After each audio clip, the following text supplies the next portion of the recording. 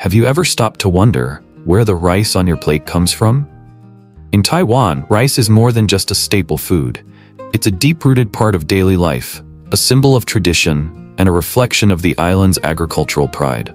Whether served in a humble family meal or as part of an elaborate festival dish, rice has been feeding generations and connecting communities. But behind each soft, white grain is a story of precision, dedication, and innovation.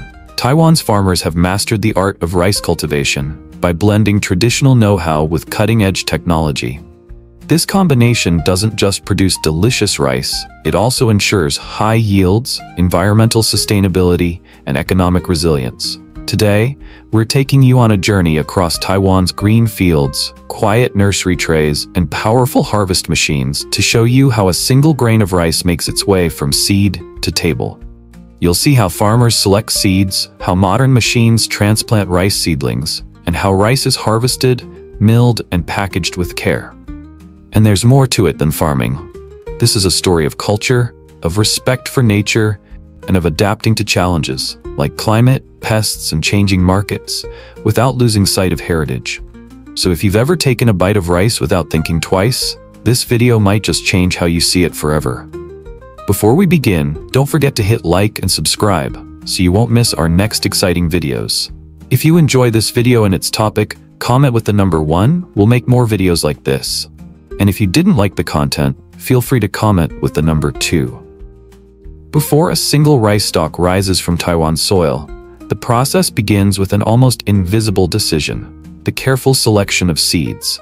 Not just any seeds, but those proven over time to be strong, productive, and resilient. One of the most prized varieties is Penglai rice, short grain, tender, and well-suited for Taiwan's climate. Its texture is favored in both everyday meals and high-end cuisine, and it's known for its resistance to common pests and diseases, which is essential for minimizing the need for chemical treatments. Once the right seeds are chosen, they undergo their first transformation. They're soaked in clean, temperature-controlled water to begin the germination process. This step might seem simple, but the details matter. Water that's too cold slows germination. Too warm, and the seeds may rot. Timing is equally important. Soaking typically lasts 24 to 48 hours, just long enough to awaken the embryo inside each grain. After soaking, the seeds are drained and moved into an incubation stage, where warmth and humidity are carefully controlled. This stage mimics springtime conditions, giving the seeds the signal they need to sprout. When the first signs of germination appear, tiny white shoots breaking through the husk, they're ready for the nursery trays. These trays are shallow, rectangular beds filled with nutrient-rich soil. Farmers spread the sprouted seeds in evenly spaced rows, ensuring that each one has enough room, sunlight, and air to grow. Crowded seedlings grow weak and thin, so spacing is crucial. Coverings or netted frames are often used to regulate sunlight and prevent overheating, while automatic misters maintain the humidity levels that young shoots crave. What makes Taiwan's approach especially effective is its integration of monitoring technology. Today, sensors track soil moisture, air temperature, and even light intensity across the seedling trays. If the levels shift even slightly, farmers receive alerts and adjust conditions before the seedlings are stressed.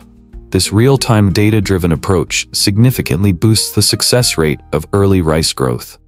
Decades ago, this stage was done manually. Farmers would broadcast seeds over small plots or plant them by hand into nursery beds without precise spacing. The process was labor-intensive, time-consuming, and often inconsistent. But Taiwan's modernization in agriculture changed that.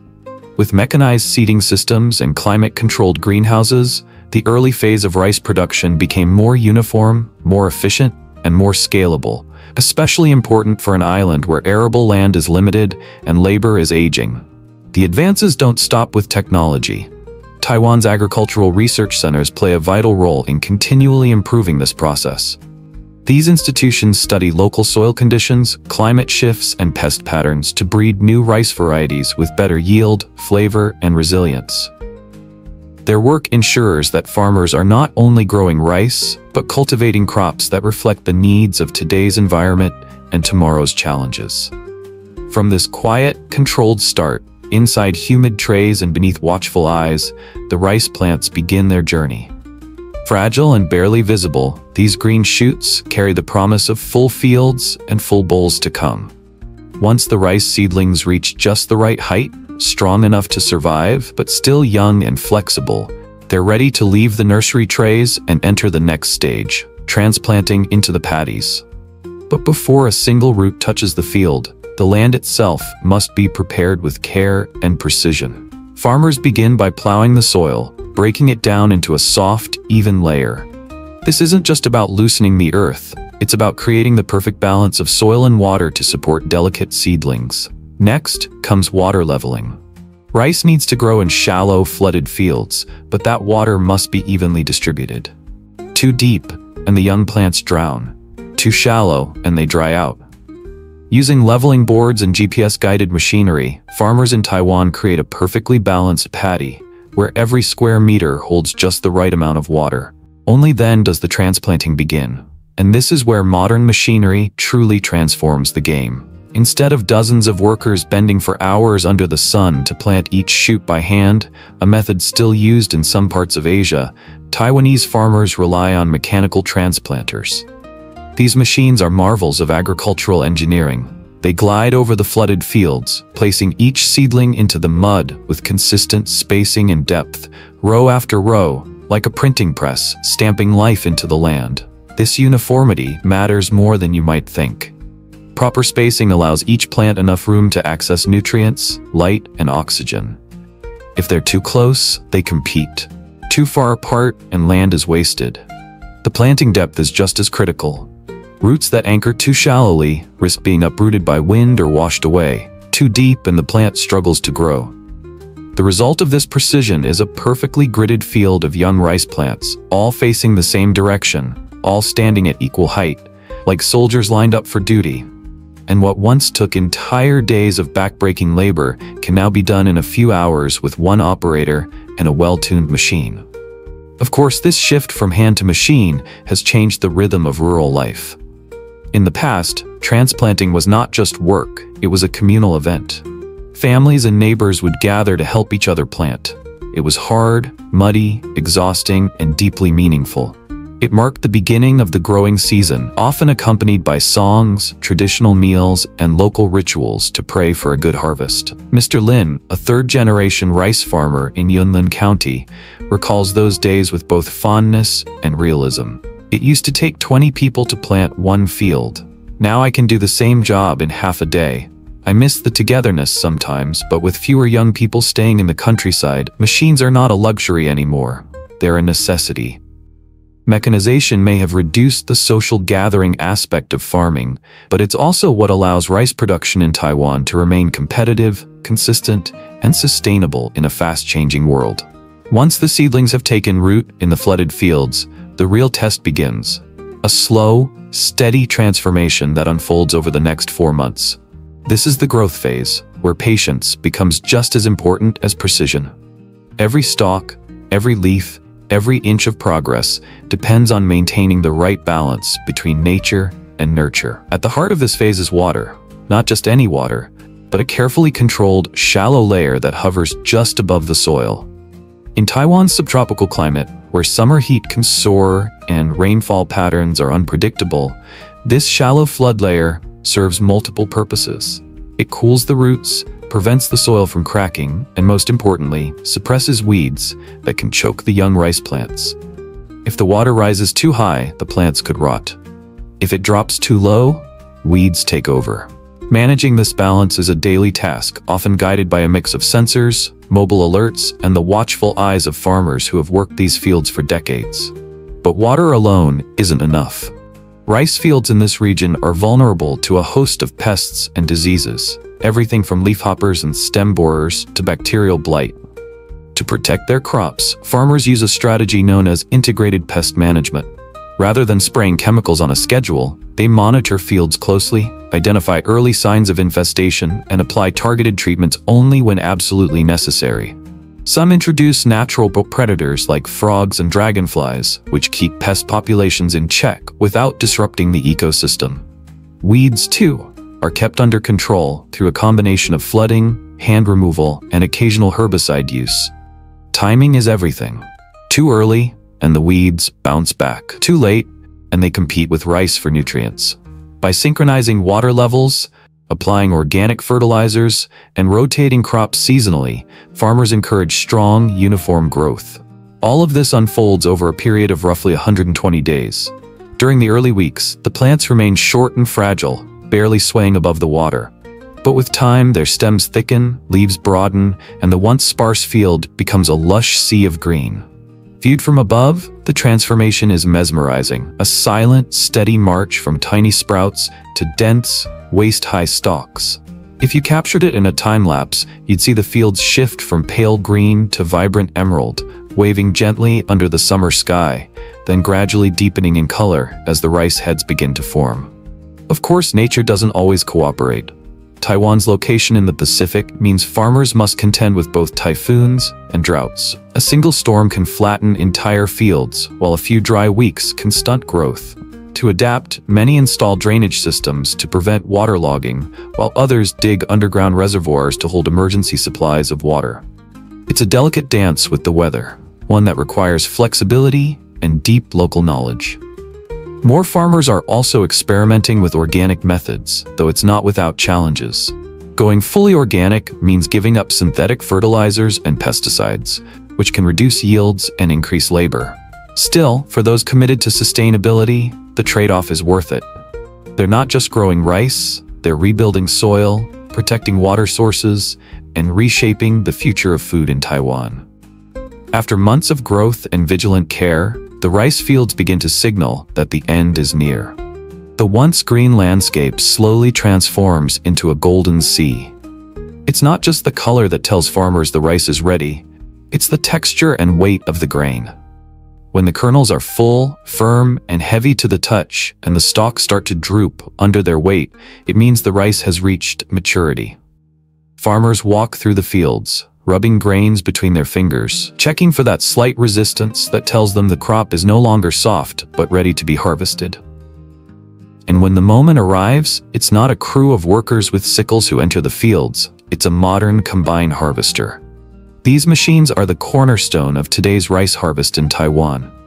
With a single pass, they do the job of three: cutting the stalks, threshing the grains from the husks, and collecting the clean rice into onboard bins. Each movement is synchronized for efficiency and minimal waste. The entire operation is shockingly fast. A single modern combine can harvest 1 hectare of rice, about the size of a soccer field, in less than an hour. What used to take dozens of people an entire day can now be completed by a single operator sitting in a cab. And yet, despite the speed, the process is gentle.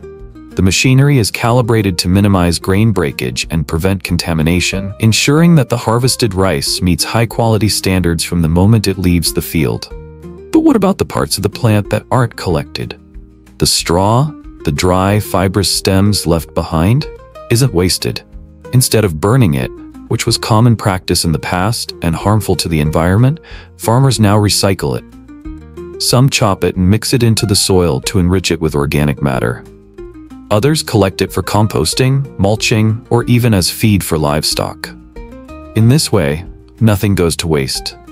The harvest doesn't just signal the end of a cycle, it becomes the beginning of the next. This balance between efficiency and sustainability is where Taiwan truly shines. While the harvest relies on advanced machines, the spirit behind it remains rooted in traditional respect for the land. In some communities, small rituals are still performed before the first harvest of the season, offerings placed at the field's edge, or blessings said for a safe and bountiful return.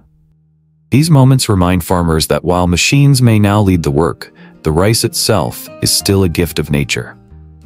Taiwan's approach to harvesting reflects a deeper philosophy. Progress doesn't have to erase tradition. It can honor it, refine it, and make it more sustainable. The combine harvesters may hum through the paddies at impressive speeds, but every pass is built on generations of knowledge. Knowledge that ensures not just a successful crop today, but a fertile field for tomorrow. Once the rice is harvested and collected, its journey is far from over. The grains, though golden and full, are still raw, wrapped in a tough outer husk and mingled with bits of straw, tiny stones, and soil particles picked up during the harvest. To become the clean, white grains ready for our tables, they must first be processed with precision. The first stop is the cleaning line. Here, the freshly harvested rice is poured into a network of machines designed to remove impurities. Industrial-grade sieves shake out stones and clumps of dirt, while air blowers remove dust and lighter debris. Next comes the hulling stage, where the outer husk is gently removed without damaging the grain inside. This step is delicate. If the pressure is too strong, the grains break. If it's too light, the husk stays on. Modern hulling machines use rollers and rubber-lined drums that separate the husks efficiently, while keeping the grains intact. At this point, the rice is technically edible, but it's not quite what most people expect. The grains are dull, slightly rough, and covered with a thin bran layer. That's where polishing comes in. While it might seem like a purely cosmetic process, polishing actually improves the rice's texture and cooking quality. The grains are buffed using fine abrasives that gently remove the outer layer, leaving behind the smooth, shiny surface we associate with premium rice. Polished rice absorbs water more evenly and becomes soft and fluffy when steamed, qualities that are especially important for short grain varieties like Taiwan's Penglai rice. Once the rice has been polished, it moves down the line for packaging. Here, everything is about precision and preservation. The rice is weighed and funneled into bags of various sizes, from large 25-kilogram sacks for wholesalers and restaurants to 1-kilogram packs for everyday consumers. Each bag is vacuum-sealed or hermetically sealed to lock out air and moisture. This not only extends shelf life but also protects the rice from mold, insects, and changes in humidity, an important factor in Taiwan's climate. But the packaging is more than just protection. It's also about transparency. Labels on each bag provide detailed information: the rice variety, milling date, farm origin, and nutritional content. Some even include QR codes that allow consumers to trace the rice back to the farm it came from. This level of traceability builds trust, not just within Taiwan, but also in international markets where food safety is paramount. Taiwan exports a portion of its rice to countries across Asia and North America.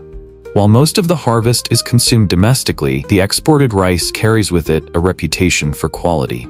To meet international standards, Taiwan's rice processors follow strict hygiene protocols, undergo regular inspections, and meet both domestic and foreign certification requirements. And behind all of this is the science of taste. Taiwanese consumers, like many across Asia, are highly particular about rice. It's not just about being full, it's about the feeling of each bite. Short-grain polished rice is prized for its ability to hold moisture, its slight stickiness, and the subtle sweetness that emerges during steaming. The polishing level, grain length, and even storage method all influence that final taste on the plate.